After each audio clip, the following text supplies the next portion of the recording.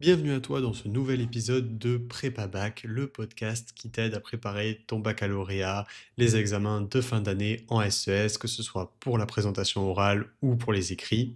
Aujourd'hui, j'ai envie d'aborder avec toi un sujet qui me tient particulièrement à cœur, puisque j'en consomme quasiment tous les jours, c'est le café.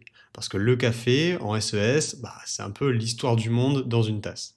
Alors, ce matin encore, comme des millions de personnes en France, tu vas peut-être commencer ta journée avec une tasse de café. Bon, tu es peut-être un petit peu jeune si tu es lycéen pour boire du café, mais c'est à cet âge-là qu'on commence à découvrir les subtilités du café. Noir, allongé, serré, sucré, avec du lait ou même en capsule. Il fait presque partie de notre quotidien, surtout en France et en Occident.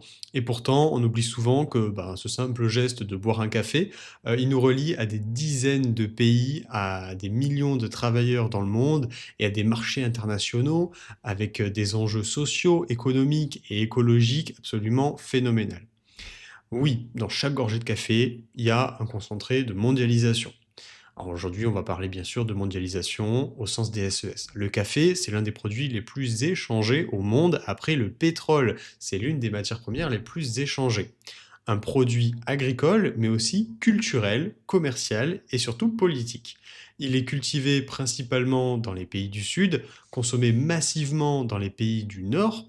Il illustre parfaitement ce qu'on appelle en SES la division internationale du travail. Ce principe repose sur l'idée que que les pays ne produisent pas tous les mêmes biens et qu'ils se spécialisent en fonction de leurs avantages comparatifs respectifs. En clair, certains pays produisent, d'autres consomment, et dans le cas du café, cette ligne est très nette. La production mondiale de café se concentre dans une ceinture équatoriale entre les tropiques, où il y a un climat favorable, notamment le Brésil, la Colombie, l'Éthiopie, le Vietnam, Honduras, Côte d'Ivoire, un petit peu en Indonésie. Ce sont des pays où les salaires sont assez bas, souvent marqués par des inégalités importantes, des difficultés d'accès à l'éducation ou à certaines infrastructures, et une dépendance à certaines matières premières.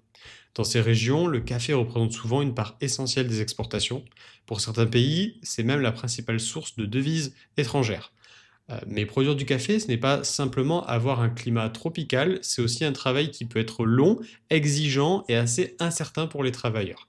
Le caféier met plusieurs années à produire ses premières cerises, ce qu'on appelle les cerises de café. La récolte se fait souvent à la main, sur des terrains assez escarpés, voire montagneux pour certaines variétés de café, et dans des conditions du coup très difficiles. Et les producteurs sont nombreux à vivre dans la précarité.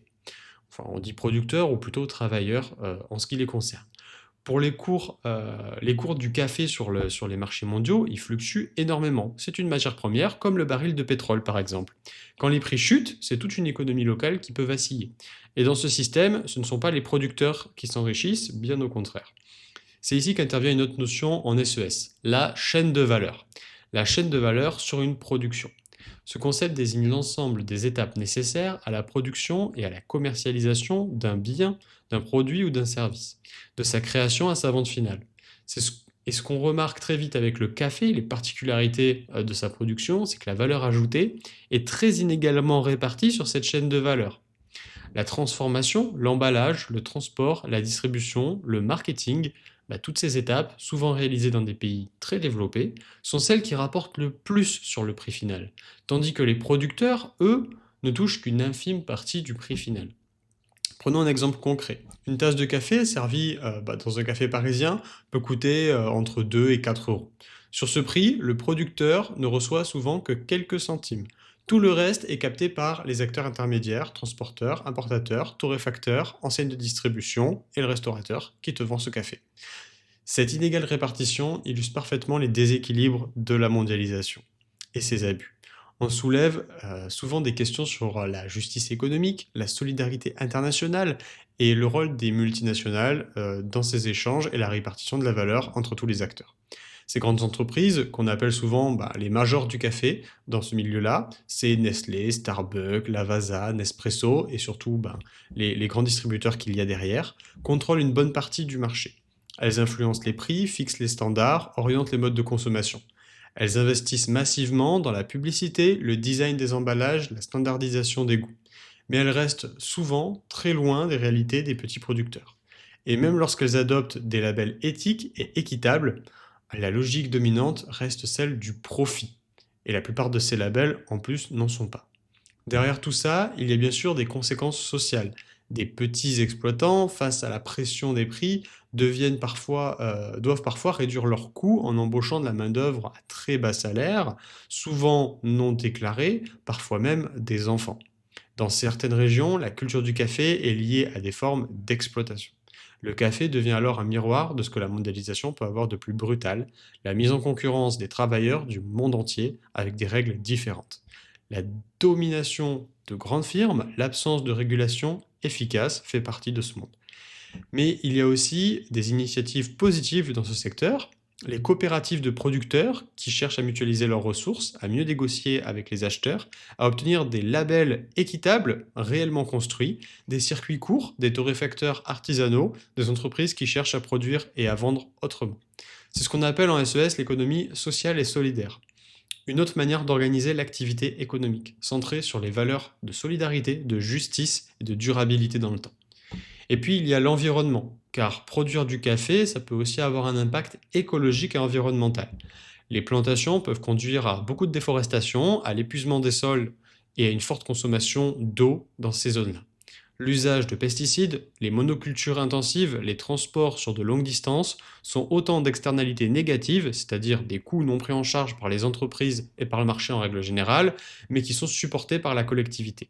Ces effets indirects, souvent invisibles pour le consommateur, posent des questions éthiques majeures dans nos modes de consommation. Est-ce qu'un produit aussi banalisé que le café peut être durable? Peut-on continuer à consommer autant de café dans les pays riches sans se poser de questions sur son origine, sa traçabilité ou son impact social et écologique à travers le monde? En SES, on apprend à adopter une approche systémique, relier les choix individuels à des mécaniques collectives.